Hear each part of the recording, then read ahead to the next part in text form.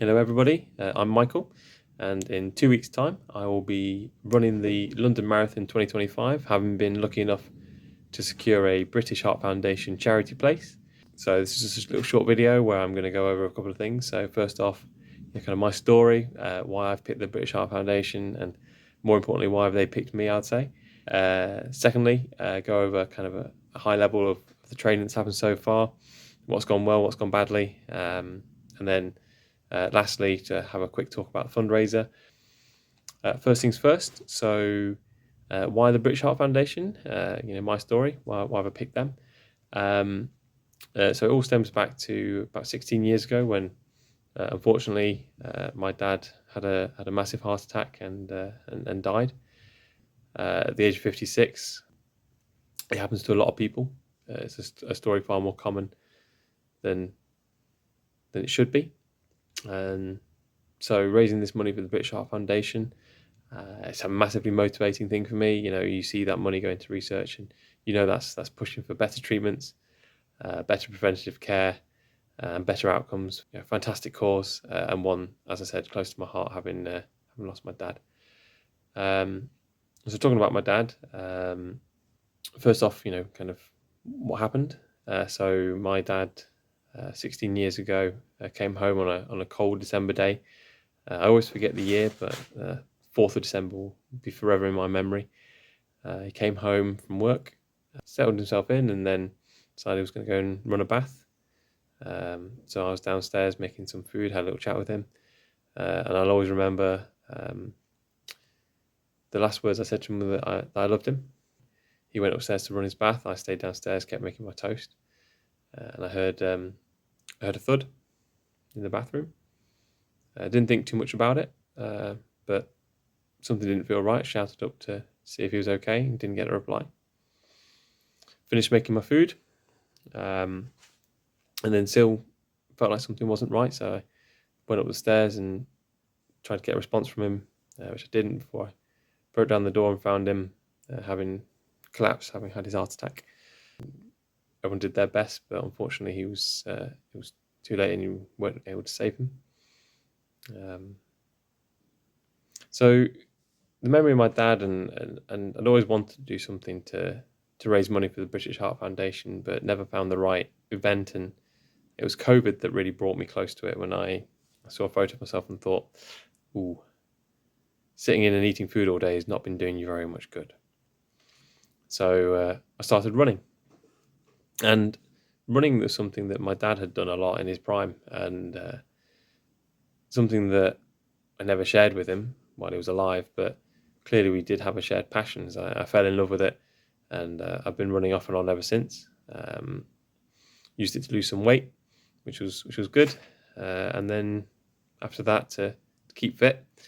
Signed up for my first marathon a couple of years ago and ran that for the British Heart Foundation, and led myself to here now, where I'll be running the London Marathon. And this one really stands out, especially for me as a fundraiser for my dad, given that as a keen marathon runner himself, as a fantastic time up there, this was one that he just wasn't able to get a place for. So I know he would have loved to run the London Marathon at some point in his life, and I'm very glad to be able to run it in his memory now. Right, so the training so far.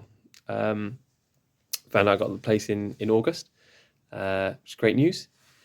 And I would say at that point I was in the best shape of my life. Looking forward to running a personal best in the Nottingham Half Marathon that was upcoming in September. But alas, events transpired that meant I did not get to that start line. At the end of August, I broke my arm.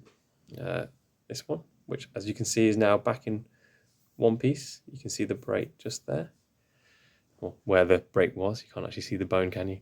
But just a trigger warning for anyone who doesn't want to see it, I'll put some pictures up there of the break. Unfortunately, after that break healed, I went and broke my arm again. So all in all, August, September, October, November, December, it was about 4 to 5 months before I got back into running. Christmas Eve was the day I really say that my first run in this training block started. But December, I was barely running, just turning the feet over. January, kind of tried to get a little bit more mileage in, ramp it up a little bit. And then I'll say February, March, and the start of April, I've really got some quality miles in. There's been 2 real highlight runs that I'll do separate little videos on. Number 1, the Nottingham Marathon. That's the route that my dad ran in 1982, where he set a personal best of 2 hours 51 and 11 seconds. I would love to beat that time, but that is not on the cards for London. We'll say that kindly. And then the other one, I ran a 33-mile ultra marathon up here again, and that one was to represent, had my dad still been alive today, the average time taken for a 70-year-old marathon finisher is almost 6 hours. So I plotted a route that I thought would take me about 6 hours and gave it a bash. Last but not least, the fundraiser. So London have partnered with Enthuse. So that's where I put my fundraiser up. And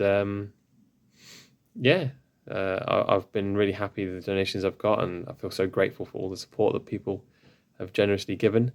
I've got a prize for the best overall guess, and then I'll sort something out as well for the best guess from a donor as well. So there'll be a couple of prizes floating around.